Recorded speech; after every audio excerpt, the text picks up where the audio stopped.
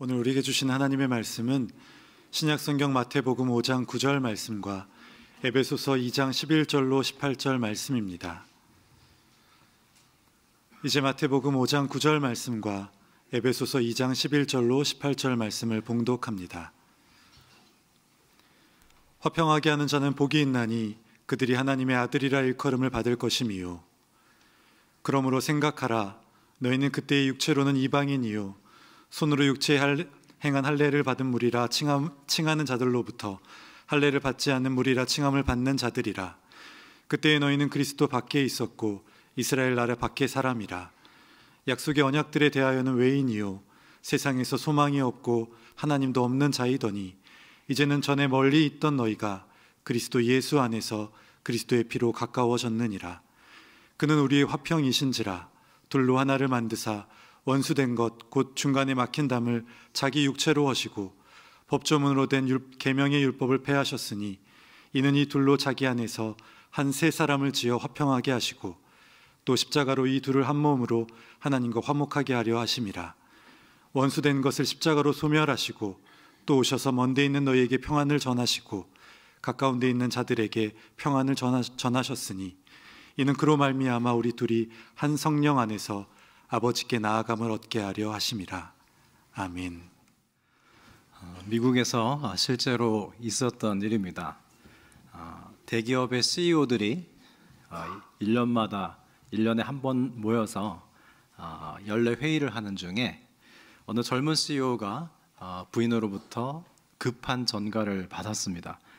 지금 자신의 아이가 교통사고를 당해서 아주 위급한 상황이기 때문에 빨리 와줘야 된다는 전갈이었습니다. 그 소식을 그 자리에서 함께 들은 이 CEO의 총회장이 즉시 자신의 개인 헬기를 내주어서 텍사스에서 오레곤주까지 당장 출발할 수 있도록 조치를 취했다는 이야기입니다. 이 작은 사건은 사실은 많은 것을 시사해주고 있습니다. 지금 선진국들의 정부와 기업이 하고 있는 일이 어떤 일이 있는지 아십니까, 여러분? 그것은 다름 아닌 기업의 직원들의 가정을 돌보는 일입니다. 왜 그런 일을 하는가 하면 지금 전 세계적으로요, 이혼율이 급상승하고 있습니다. 잠깐 멈췄다가 또 상승하는 그런 게 아니라 멈추지 않고 계속 이혼율이 상승하고 있습니다. 이것은 비단 다른 나라 이야기만은 아니고요. 우리나라도 OECD 국가 중에 이혼율이 1위인 나라입니다. 그런데 가정의 평화를 잃어버리니까요, 그것이 고스란히 회사에 영향을 미치기 시작했습니다. 회사의 생산력이 타격을 입었습니다. 더 나아가서 국가 경쟁력까지 영향을 미치기 시작했습니다. 유능한 직원이 이혼을 하면요, 어떤 생산력이 절반으로 줄어든다고 하고요, 그것을 회복하는 데는 10년이 걸린다고 합니다. 차라리 무능한 사람을 뽑는 건 못한 그런 결과가 있는데, 그러니까 지금 이 가정의 평화 문제가 회사의 문제가 되고 국가 경쟁력까지 영향을 미치자 지금 선진국들은 기업이나 국가나 할 것 없이 다 개개인의 회사원의 개개인의 가정의 평화를 위해서 투자를 하고 있단 말입니다. 여러분, 살아가는 데 있어서 가장 중요한 것이 뭐라고 생각하십니까? 경제 문제일 것 같지만 사실은 그보다 더 중요한 것은 평화의 문제입니다. 사람과 사람 사이에 평화가 없이는 그 어떤 성취도 불가능하기 때문입니다. 성도 여러분, 여러분은 평화를 무엇이라고 생각하십니까? 평화와 관련해서 팍스 로마나라는 말이 있습니다. 이 말은 로마가 통치하던 시대에 평화가 있었다, 그런 뜻인데요. 이는 강력한 힘이 모두를 굴복시킨 후에 싸움이 없게 한 그런 상태를 의미합니다. 그러나 이것은 성경이 말씀하시는 평화가 아닙니다. 성경이 말씀하시는 평화란요, 히브리어로 샬롬이라고 합니다. 우리 샬롬이라고 인사를 하기도 하죠. 근데 이 샬롬은 무슨 뜻이냐면 모든 면에서 충만해서 조금도 부족함이 없는 상태, 손상되거나 일그러짐이 전혀 없는 가장 온전한 상태를 바로 샬롬이라고 합니다.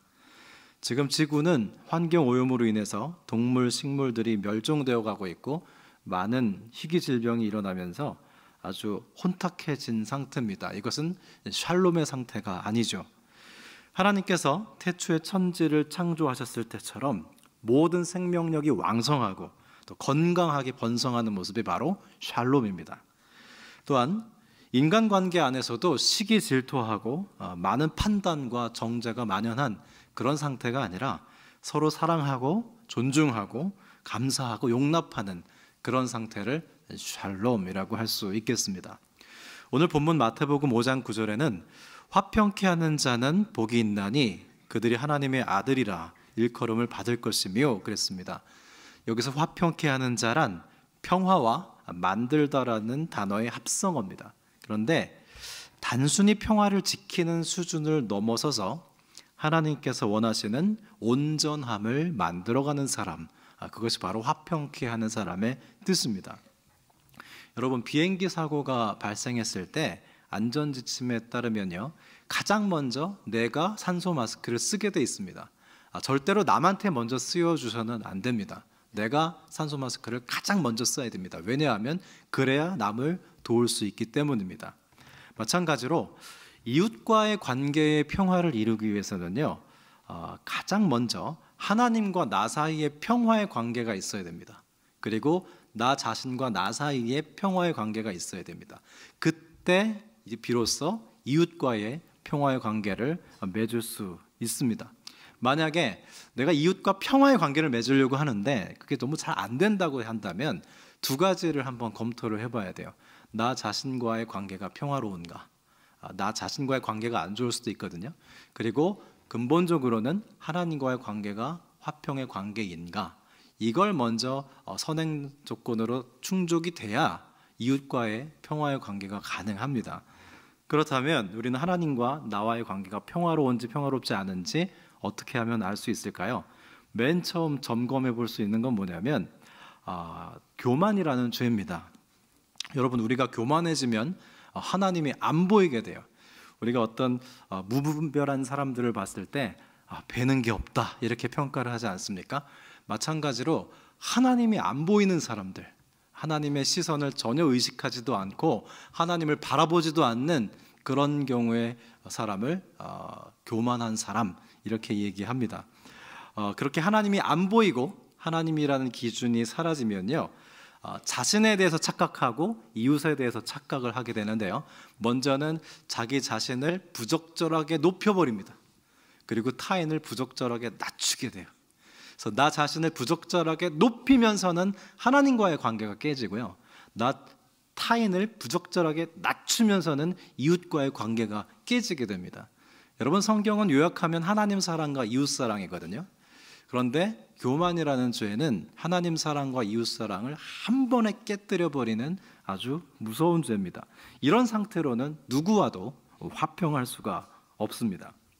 그런데 이 교만은요, 교만 하나만 있지 않고 반드시 열등감을 수반하게 돼 있어요. 교만과 열등감은 손바닥 양면과 같습니다. 교만한 사람은 열등감이 많아요. 열등감이란 스스로를 쉽게 부정적으로 평가하는 것입니다. 사람이 교만해서 하나님을 인정하지 않잖아요. 그럼 하나님께로부터 주어지는 은혜도 인정하지 않게 돼요. 그러면서 나 자신은 못났다고, 나는 복이 없다고 한탄하면서 스스로를 비관하는 가운데 나 자신과의 관계가 깨지는 게 열등감입니다. 열등감으로 대표적인 성경의 인물은 삭개오입니다. 삭개오는 세리인 자신을 아무도 존중하지 않았기 때문에 그 열등감에서 벗어나기 위해서 더 많은 물질을 모았습니다. 세리는 그 시대에 말하자면 그 우리 일제 시대의 앞잡이 같은 그런 역할을 했습니다. 로마 통치하에 그 로마 제국을 위해서 세금을 걷는 로마의 앞잡이 같은 그런 사람들로 여겨졌기 때문에 세리들은 아주 하찮은 인간 취급도 안 당하는 죄인 취급을 당하는 사람들이었습니다. 그래서 세리는 그 낮은 자존감, 그 열등감으로 인해서 그 낮은 자존감을 만회하기 위해서 물질을 더 많이 모았어요. 소비심리학자들의 연구에 따르면 실제로 이 자존감과 물질과는 밀접한 관계가 있다고 합니다. 여러분 한번 생각해 보십시오. 자존감이 높은 사람들은요, 이미 자신에 대해서 만족합니다. 그래서 자신을 더 꾸미고 치장하려고 하진 않는다고 합니다. 반면 열등감에 젖어 있는 사람들은 내가 부족하다는 걸 알기 때문에 뭔가 나를 더 치장하고 꾸미려고 한다고 합니다. 그래서 자존감이 낮은 사람일수록 더 소비량이 많다, 그런 조사가 있습니다. 실제로 세리 삭개오는요, 자신의 존재의 결핍을 채우기 위해서 악착같이 돈을 모았습니다. 하지만 그것으로 자기 자신과 평화의 관계를 맺을 수 없다는 걸 절감하죠. 그러던 어느 날 삭개오는 문득 깨닫습니다. 나의 이 허한 존재감을 돈으로는 채울 수가 없구나. 어쩌면 예수님으로 채울 수밖에 없는지도 모르겠다. 그는 키가 아주 작지 않습니까? 아주 낮은 열등감을 표현하는 것처럼 키도 작았습니다. 그래서 예수님이 지나가실 때 그는 군중들 안에서 예수님을 볼 수 없어서 뽕나무 위로 올라갔습니다. 그러자 예수님께서 지나가시다가 뽕나무 밑에서 삭개오를 부르시죠. 삭개오야, 어서 내려와라. 오늘 내가 너의 집에 거해하겠다. 이 말은 단순히 너의 집에 묵어가겠다는 뜻은 아닙니다. 내가 너의 친구가 되겠다, 그런 뜻입니다. 다른 사람도 아니고 메시아가 나에게 친구가 되겠다고 하자 삭개오는 아주 신이 나서 뽕나무에서 내려오죠. 그리고 그는 이렇게 변화됩니다. 이제까지 자신의 존재를 증명하고자 쥐고 있던 전 재산을 내놔요. 가장 온전한 상태인 샬롬이 그에게 임합니다. 왜죠? 메시아인 예수께서 나의 친구가 되셨어요. 그의 자존감이 한껏 올라갑니다. 그는 부족한 게 없는 사람이 됩니다. 그래서 누가복음 19장 8절에 보면 삭개오가 자신의 소유 절반을 가난한 자들에게 내어주겠다고 그래요. 여러분 생각해 보세요. 내 재산 절반을 가난한 자에게 내어주겠다는 겁니다. 더 나아가서는 속여서 취한 것이 있다면 4배로 갚겠다고 했어요. 그는 세리로서 속여서 취한 것이 있었을 겁니다. 그걸 4배로 갚겠다고 해요. 그가 예수님과 평화의 관계를 맺자 자기 자신과 평화의 관계를 맺게 되고 더 나아가서 이웃과 평화의 관계를 맺게 됐습니다. 성도 여러분, 이 주일에 하나님 앞에 예배하는 이 시간, 이 자리는 하나님과 평화의 관계를 회복하는 시간입니다. 저는 이렇게 신학적 상상력을 발휘해 봅니다. 여기는 뽕나무 위에요. 우리는 다 삭개오들이에요. 우리는 지난 한 주 동안 살면서 예수님 아닌 걸로 채워보려고 했습니다. 하나님과의 관계도 깨어지기도 하고 나 자신과의 관계도 깨어지기도 했는데 그걸 회복하려고 다른 많은 것들을 해봤지만 다 소용이 없어졌어요. 그래서 우리는 다시금 예수님만이 답이고 예수님만이 결론이다. 그리고 다시금 이 성전에 모였습니다. 이 거대한 뽕나무 위에 모여 앉았습니다. 우리는 삭개오들이에요. 예수님만이 우리를 채우실 수 있습니다. 그리고 우리는 이곳에서 예수님의 음성을 듣습니다. 삭개오야, 이리로 내려와라. 내가 너의 친구이다. 그 이야기를 들으면서 우리는 예수님과의 평화의 관계가 회복됩니다. 우리가 먼저 하나님께 회복을 위해서 요청을 하고 기도를 할 터인데 이 예배의 자리에서는요, 매번 하나님께서 먼저 우리에게 화해를 요청하십니다. 잘못한 우리가 화해를 요청해야 되는 거 아닙니까? 네, 아무 잘못도 없는 충만함 그 자체이신 하나님께서 오히려 우리한테 뜻밖의 화해를 요청하십니다. 우리는 그 화해를 수용하면서 하나님께 죄송한 마음을 회복합니다. 감사한 마음을 회복합니다.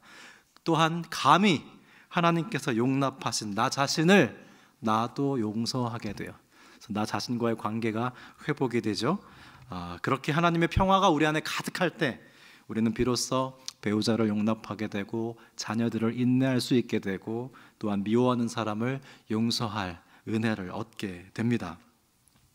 미국의 크리스천 투데이즈가 지난 25년 동안 가장 중요한 신학적 작품이라고 칭송한 미로슬라브 볼프의 배제와 포용이라는 책이 있습니다. 우리나라 말로도 번역이 되어 있습니다.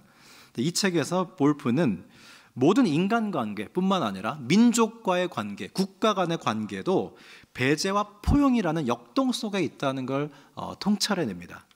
우리는 살아가면서 내가 아닌 타인을 만날 때 어떤 사람은 내 마음에 드는 사람이 있습니다. 그리고 어떤 사람은 마음에 안 드는 사람도 있기 마련이죠. 그런데 우리는 내 마음에 드는 사람을 가까이 하고 포용합니다. 당연하죠. 또한 우리가 마음에 들지 않는 사람은 자연스럽게 거리를 두고 배제를 하게 돼요. 요즘 아이들 말로 왕따를 시킵니다. 이제 곧 3월이 되면 신학기가 되죠. 우리 자녀들이 새학년이 되고 또는 중학교로 진학하기도 하고 고등학교나 대학으로 진학하기도 하고 또 취업을 했다면 새로운 회사로 입사를 하기도 합니다. 이때 우리의 마음은 참 기쁘고 감사하지만 사실은요, 조금 긴장이 되는 순간이기도 합니다. 왜냐하면 우리 아이들이 수많은 배제와 포용 가운데 놓이게 되거든요. 어떤 경우에는 배제당하고 어떤 경우에는 포용당하는 그런 관계의 급물살에 휘말리게 되는 시간이기도 합니다. 그런데 이 대인관계에서 일어나는 배제와 포용이요, 자연스럽게 평화로 흘러가기보다는 평화를 깨뜨리는 경우가 더 많습니다. 우리 사회에 있는 학연과 지연과 혈연에 따른 배제는 얼마나 빈번합니까? 두 사람이 있는데 한 사람은 나와 같은 학교 출신이에요. 또 한 사람은 나와 같은 학교 출신이 아닙니다. 그러면 우리의 마음은 자연스럽게 같은 학교 출신자에게 기울이죠. 그리고 그 사람을 포용하고 끌어줍니다. 나랑 학교 출신이 다르면 좀 두고 보죠.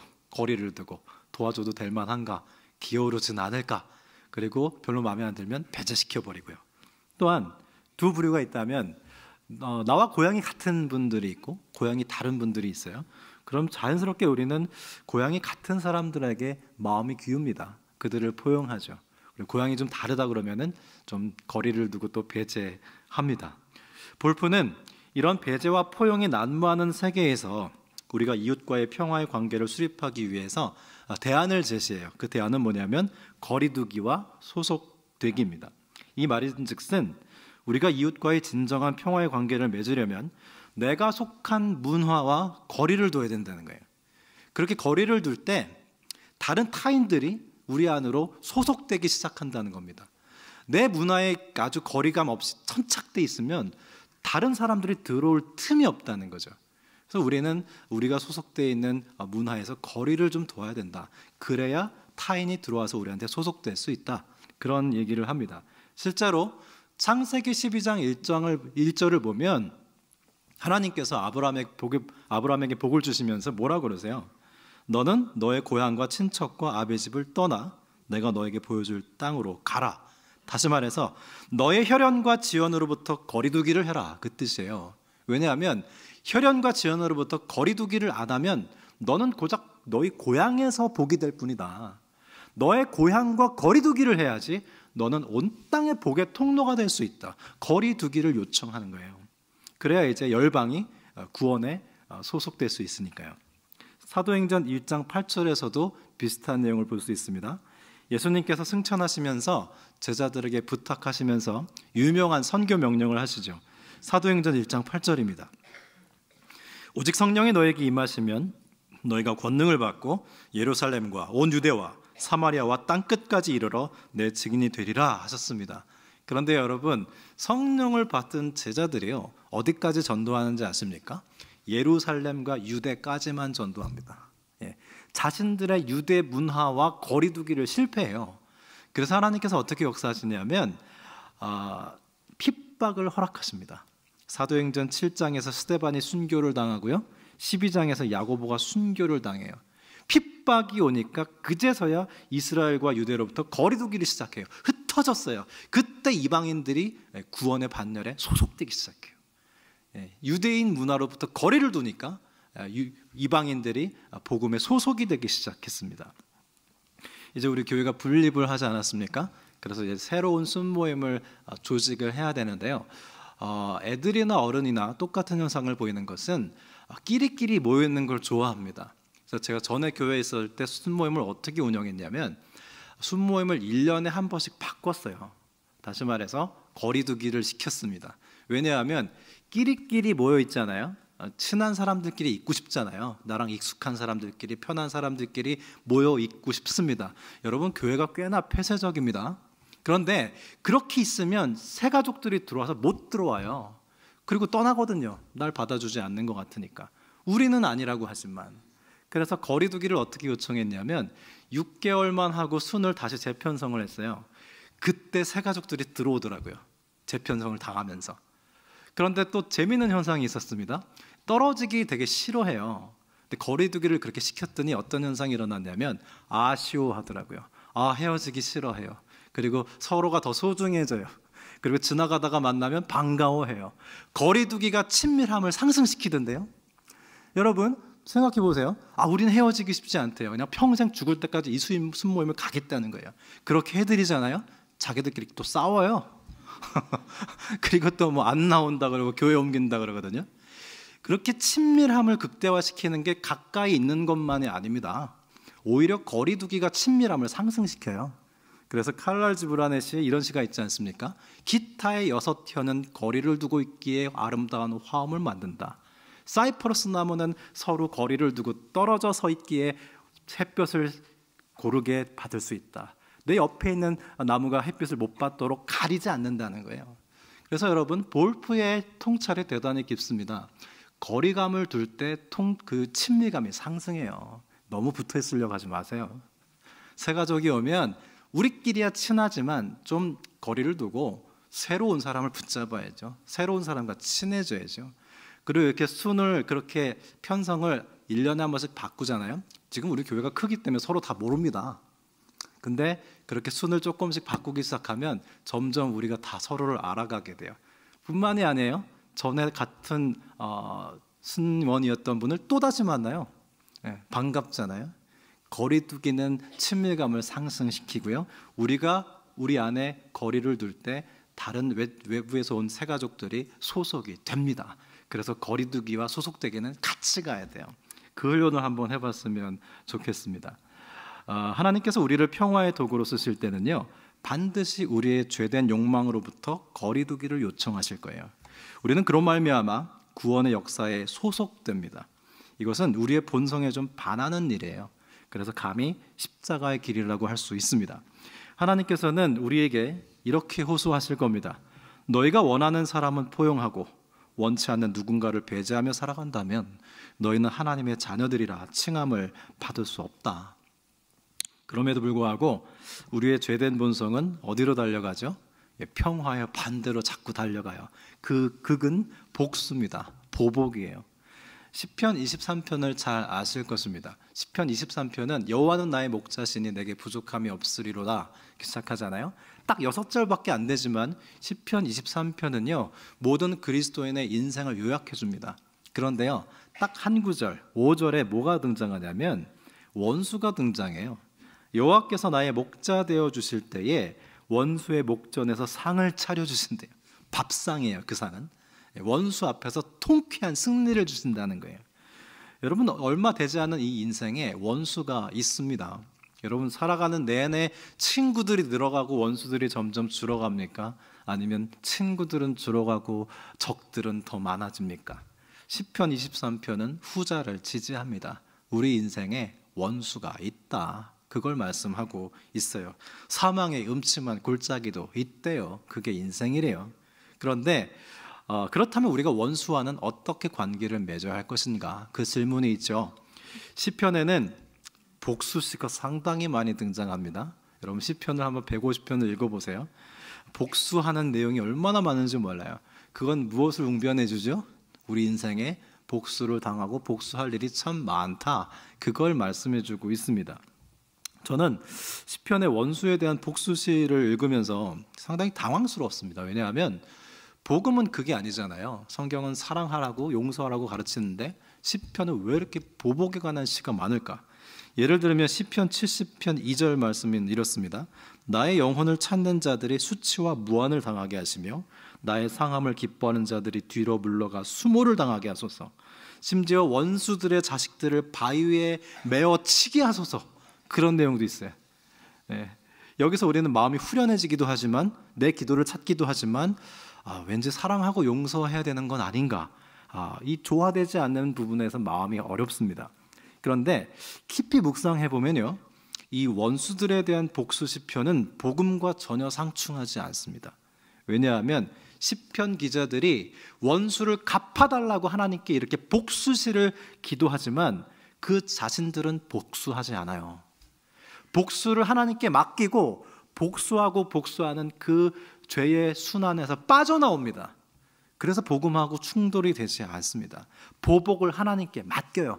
그리고 본인은 보복하지 않습니다. 그게 누구냐면 바로 다윗이에요. 다윗은 장인인 사울 왕으로부터 평생 죽을 뻔하게 도망 다니면서 살았습니다. 참 불행한 인생이었습니다. 사울 왕도 참 한심합니다. 사울 왕은 왕으로서 성전을 건축한다거나 영토를 확장한다거나 그런 업적 없어요. 그냥 몇천 명의 군사들을 데리고 다윗 죽이러 쫓아다닌 게 참 많습니다. 그게 왕으로서 한 일이에요. 다윗이요, 하루는 도망 다니다가 사울하고 아주 운명적인 만남을 갖죠. 동굴에 숨었습니다, 다윗이. 근데 그 동굴에 사울 왕이 발을 가리우러 들어와요. 발을 가리운다는 건 용변을 본다는 뜻입니다. 큰 용변을 본다는 뜻인데, 자, 캄캄한 동굴에 다윗이 무장하고 있는데 사울은 발을 가리우면서 용변을 보면서 무장 해제를 했어요. 거기서 이제 장수들이 얘기를 하죠. 칼을 2번 쓸 일도 없이 한 번에 죽여버릴 수 있다. 원수를 죽여버릴 수 있습니다. 했을 때 다윗은 죽이지 않습니다. 그리고 사울의 옷자락만 살짝 베죠. 그리고 사울이 나가자 뒤에서 사울 왕한테 그렇게 소리 질러서 말합니다. 나는 당신을 이처럼 해하려 하지 않는다고. 그런데 왜 나를 죽이려 하냐고. 그러면서 여호와께서 나와 왕 사이를 판단하사 여호와께서 나를 위하여 왕에게 보복하시려니와 내 손으로는 왕을 해하지 아니하겠나이다. 그리고 끝까지 보복하지 않아요.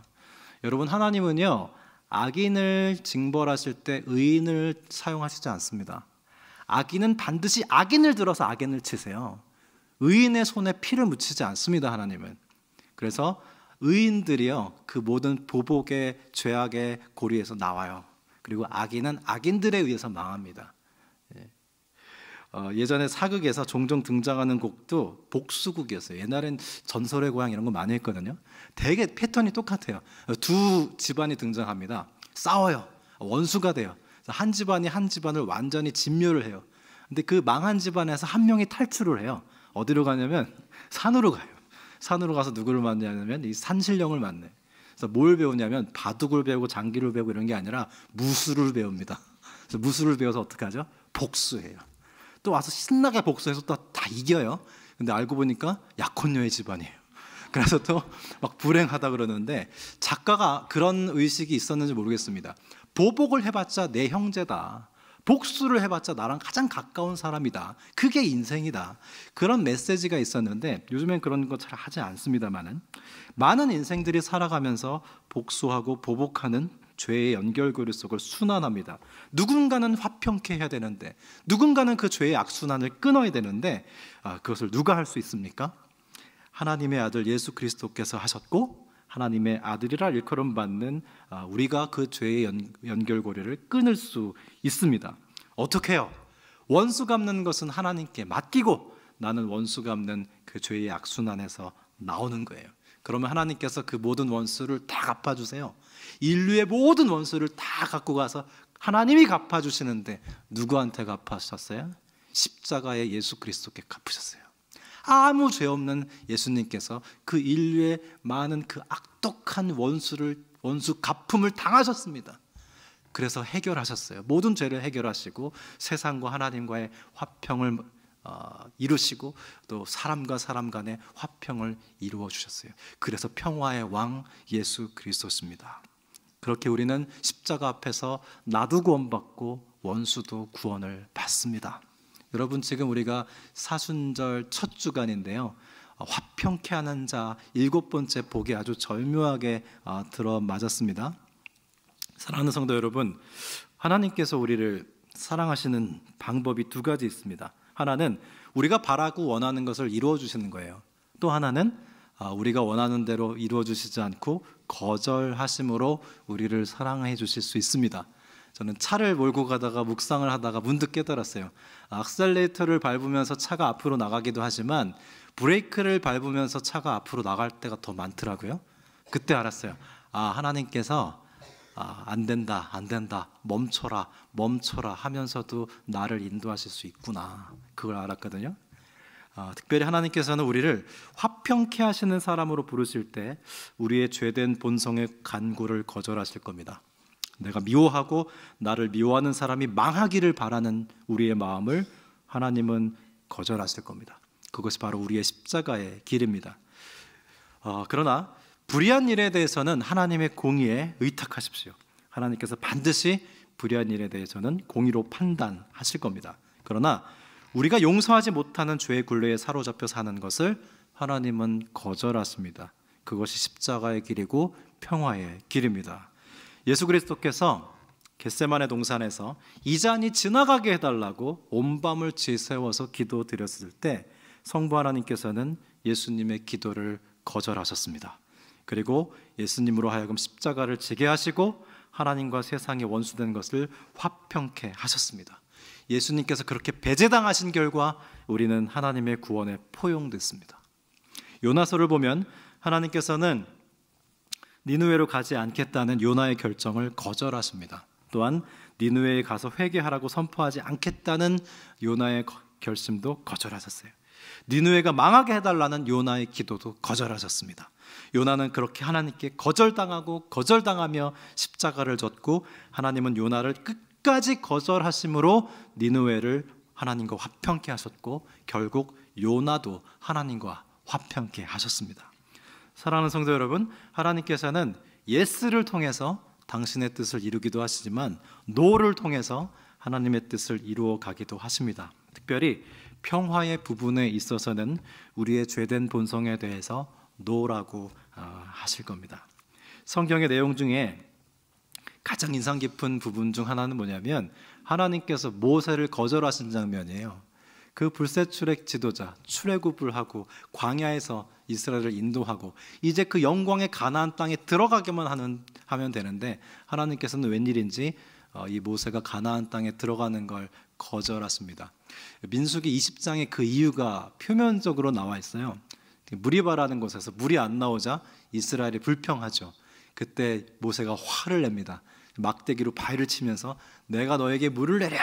그리고 물을 내주는데 거기서 하나님께서 모세에게 내 영광을 드러내지 못했다 모세야, 너는 가나안 땅에 못 들어와 그랬어요.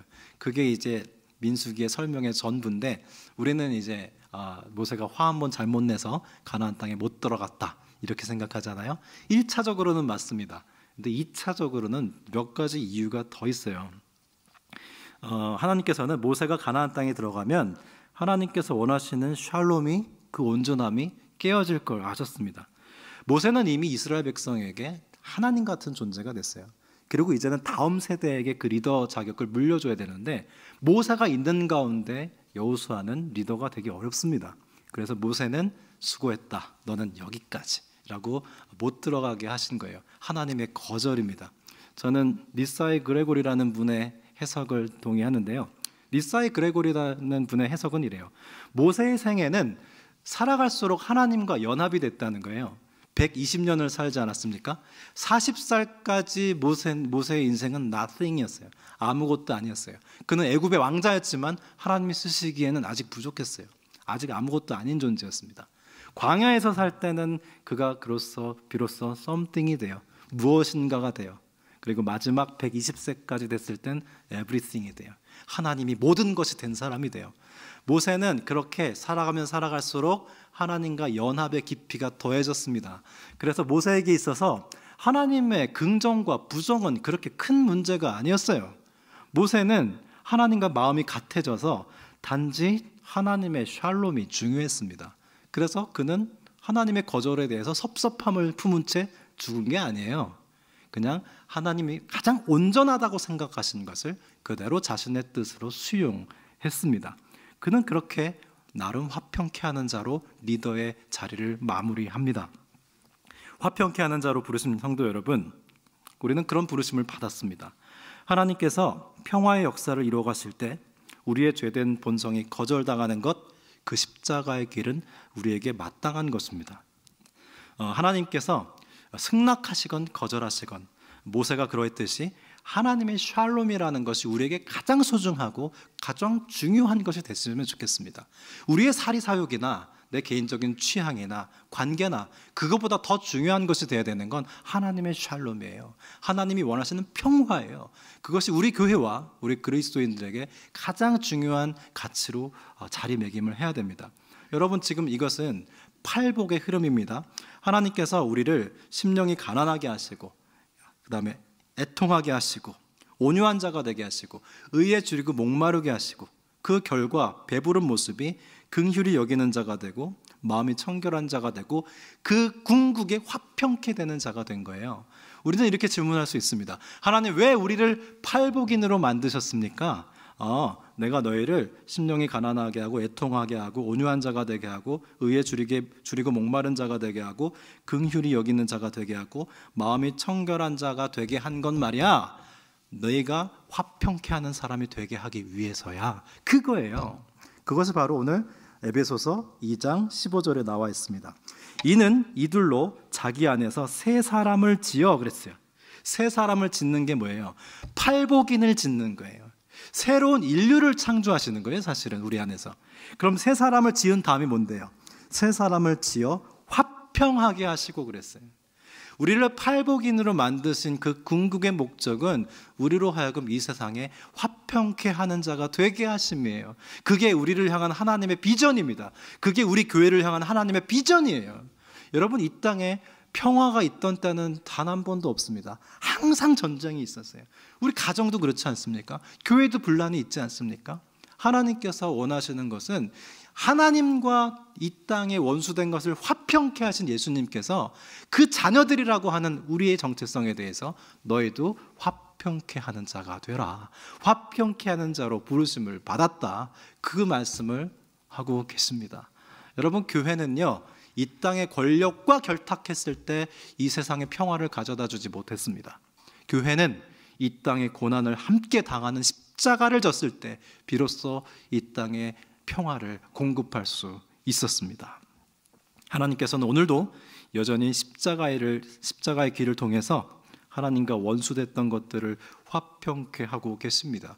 그 하나님의 자녀된 우리도 그렇게 화평케 하는 자들로 부르시고 계십니다. 여러분, 지금 이 말씀을 듣는 가운데 두 가지 마음이 있죠. 정말 그렇구나. 정말 가슴이 벅차오르지만 동시에 나는 아직 아닌데, 그런 마음이 있으시죠? 괜찮아요. 거기서 시작하면 돼요. 거기서부터 나는 화평케 하는 사람으로 한 발 한 발 나아가면 돼요. 우리 안에 착한 일을 시작하신 성령님께서 우리를 그렇게 만들고 계세요. 우리는 평화를 사랑하게 될 겁니다. 우리는 그 어떤 갈등도 당연하게 여기지 않을 겁니다. 우리는 화평케 하는 자로 부르심을 받았기 때문입니다. 예수님께서 이 땅에 원수된 것을 화평케 하셨고요, 우리를 그의 자녀, 화평케 하는 자들로 불러주셨습니다. 그렇게 화평케 하는 자들로 부르심을 받은 우리는 복이 있습니다. 우리가 하나님의 자녀들로 일컬음을 받기 때문입니다. 기도드리겠습니다. 하나님 아버지, 우리를 주님 전에 불러주셔서 하나님과 화평하게 하시고 우리 자신과 화평하게 하시며 이웃과 세상을 향해 평화의 도구로 삼아주심을 감사드립니다. 하지만 하나님, 우리는 여전히 누군가에게 잘못하고 잘못을 당하며 살면서 용서하고 용서받으며 살아가야 하건만 우리의 죄성은 끊임없이 보복하고 보복당하는 죄의 굴레 속에 머무르려고 합니다. 우리를 불쌍히 여겨주십시오. 많은 경우 우리가 화평하지 못한 사람들은 가까이 있는 사람들입니다. 지난 명절에도 우리는 완전한 화평을 누리지는 못했습니다. 우리를 불쌍히 여겨주시고 여기서부터 화평의 발걸음을 시작하게 도와주십시오. 세상과 하나님의 원수된 것을 화평케 하신 주 예수님, 우리의 삶에 오셔서 모든 어그러진 원수된 관계들을 화평케 하여 주시고 우리를 화해의 사람, 용서의 사람으로 사용하여 주옵소서. 그렇게 하나님의 샬롬의 역사가 우리 가운데, 이 땅 가운데, 온 교회 가운데 이루어가는 귀한 은혜가 있게 하시고 우리를 하나님의 평화의 도구로 사용하여 주옵소서. 평화의 왕이신 예수 그리스도의 이름으로 기도드렸습니다. 아멘.